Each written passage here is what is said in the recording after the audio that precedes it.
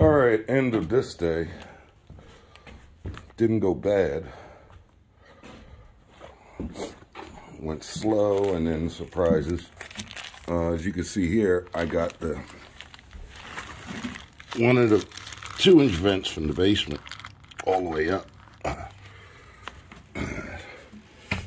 Always a habit of stuffing something in pipes. Freak accident, something goes down it. This one is a problem, and I'm going to show you why.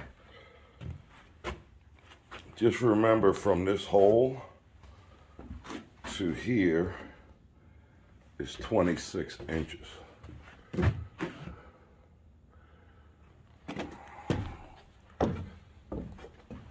I still didn't get to this yet because I got caught doing other stuff, but I'm getting there little by little. Now, I see some feedback on YouTube from a couple of people. A lot of them didn't like my epoxy move with cast iron. I think one day I'm actually going to do a video on how to seal PVC to cast iron.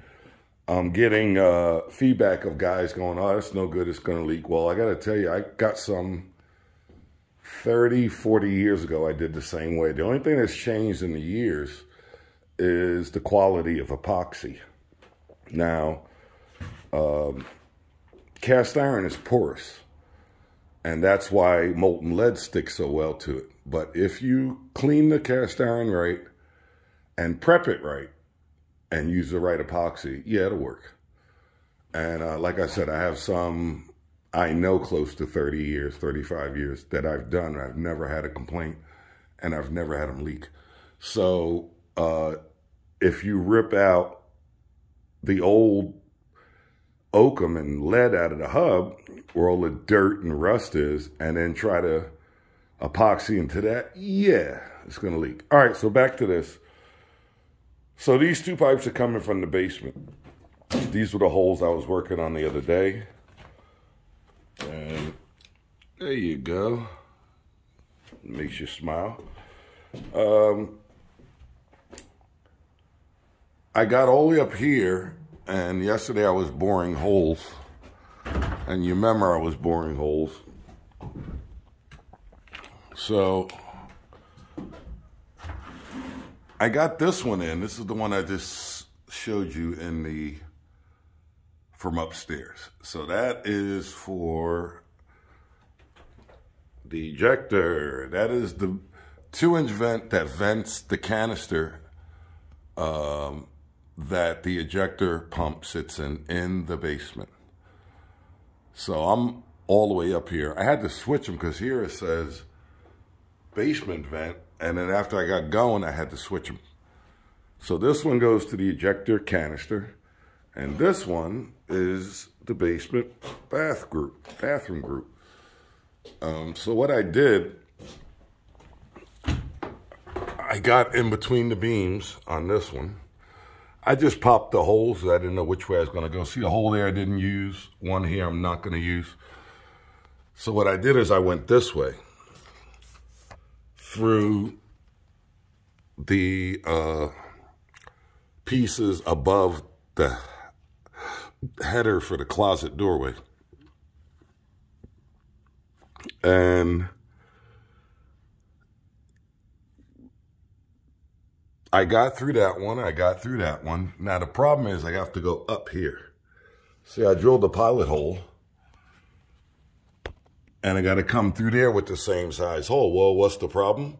Well, look at the space. This is a 2x8, 7 1/4. So get out a ruler and measure your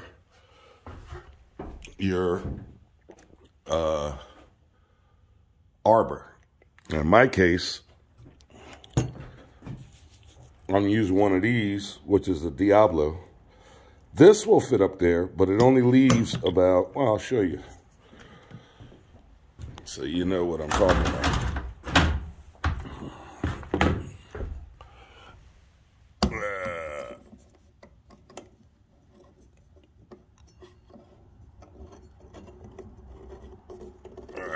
there you go. That is the arbor and hole saw with about maybe an inch and a quarter or a little more of clearance to the top. So I have an angle drill, but the problem is by the time you add the arbor and the hole saw, even with an angle drill, nothing is going to get in there. So I came up with a couple of bright ideas, right? And one of them was my angle drill. I got this little guy here, which is pretty nifty. Not promoting anyone's tools, but this is a great little drill right here. If you don't have one, try them out. They're pretty cool. The reason I got it was for tight spaces. However, the chuck for this drill isn't big enough to push 1/2-inch arbors. This, I believe, is a 7/16 arbor, or not 7/16, 5/6, whatever it is. It's the smaller one. Off the top of my head, it looks a little bigger than a quarter, so it will fit that. But by the time you add the angle, and by the time you add the chuck, these are like half-turn quick disconnects. It's a pretty neat drill. And a shorter arbor, a shorter hole saw, I still was about about 3/16 shy. So, bright ideas. One bright idea was to take a wood chisel and cut and shave the top of the double 2x6 cap enough to get that in there. That might be the option. The other better bright idea was, hey, I measured from my hole here to that arbor, to the center of that arbor. It was 26 inches. Now, remember early in the video, I said, remember 26? Well, the wall's in the way. So I would have to tear the wall down upstairs. And the reason I was going to do that is I could take the extension, drill a 1-inch hole in the floor upstairs, 1 inch or 1.25 inches, which is not bad, and drive the arbor through the floor. That was the best idea. The only thing that made it blow up is there's a wall up there with double 2x6s. That's earlier in this video. So that's one surprise. Surprise, surprise. But anyway, the pipes came out looking good. And we'll take you to the next video and follow them down to show you how far we got. All right, see you on the next one.